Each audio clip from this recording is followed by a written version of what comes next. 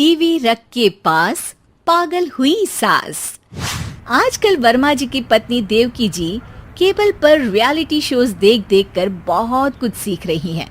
जैसे आज तो वो सुबह सुबह बेसुरे आलाप ले रही हैं। सारे गामा धा।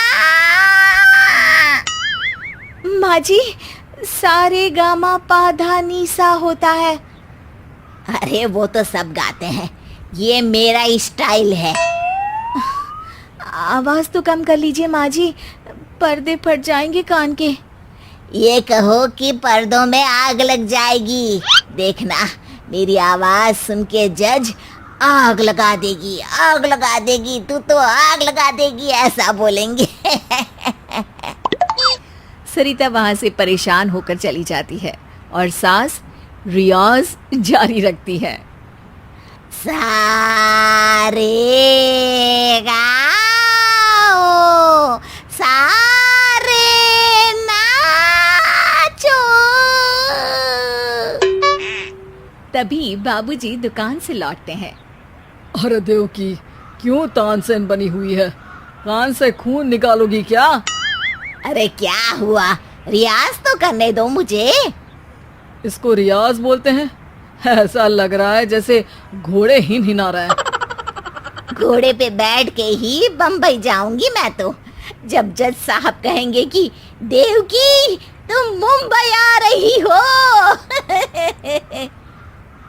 जज साहब, वो अदालत वाले? अरे नहीं नहीं, बड़े लोग हैं, आप नहीं जानते हैं।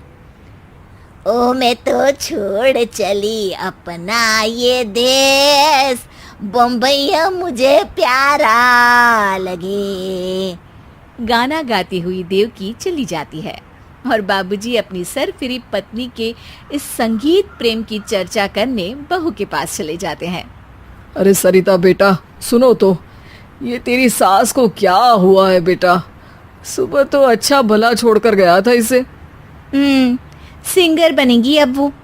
सिंगिंग रियलिटी शो में जाने की सुबह से तैयारियां चल रही हैं इनकी। हाँ, अब तो कोयल के सुर मेंढक छेड़ेगा। हे भगवान, सद्बुद्धि दो इसे। इधर बाबूजी भगवान को कहते हैं और उधर राधा रानी प्रकट हो जाती है, देवकी की मोहल्ले की सबसे पक्की दोस्त।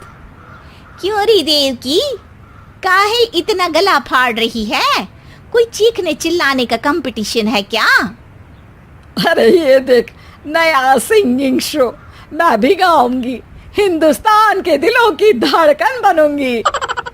अरे इतना बेसुरा गा के दिलों की धड़कन नहीं, दिलों का अटैक बन जाएगी। इससे तो अच्छा है कि नाच ही ले। वैसे भी दिन भर मोहल्ले में नाचती तो रहती है तू, कभी इसके घर कभी उसके घर। देवकी को समझ में आ जाता है कि उसका गाना किसी को पसंद नहीं आ रहा। अगले दिन सरिता देखती है कि सास पैरों में घुंघरू बांध के नाच रही है। अरे माँ जी, क्या मंजुलिका बनी हुई है आज आप? अरे नाचने दे बहू, जब तक है जान जाने जहां मैं नाचूंगी। अरे माँ जी, अभी जान निकल जाएगी इतनी जोर से नाचेंगी तो। अरे अरे, क्या कर रही हो? अरे दिख नहीं रहा, डांस कर रही हूँ।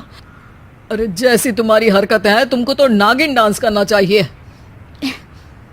वो भी करूंगी, भांगड़ा भी करूंगी, देखना जज मुझे देख के स्टैंडिंग ओवेशन देंगे।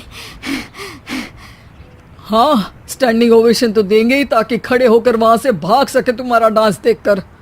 अरे कुछ ढंग की चीज करो, ये रोज क्या नया शुरू कर देती हो? सास को लगता है कि उसका डांस का सीन भी बिगड़ गया। अब वो टीवी देख के कोई और कलाकारी ढूंढने लगती है। तभी उसे टीवी पर खतरों के खतरनाक खिलाड़ी शो दिखता है, जिसमें लोग अलग अलग स्टंट करते हैं। बस देवकी को नया काम मिल जाता है।